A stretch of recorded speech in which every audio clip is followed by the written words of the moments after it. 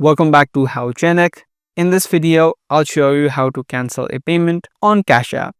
If you've sent a payment through Cash App to other people and now you're trying to cancel it, in this video, let me show you a few steps or a few methods that you can do. Now, once you're inside of Cash App, in order to view all of your transactions or your activities, you just need to tap on the activity section, which is the clock icon on the bottom right of the screen.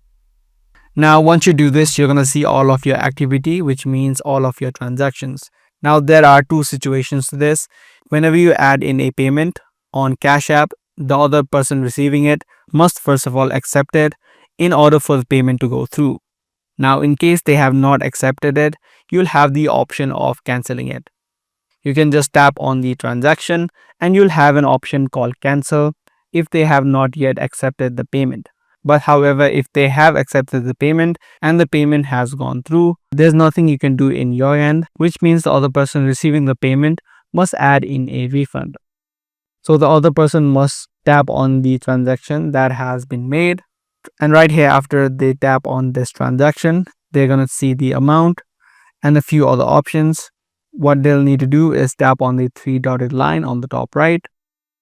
From here, they're going to see the amount, the destination, the identifier, and the payment they received from. They just need to tap on the refund option and then refund back the amount from their account back to your Cash App.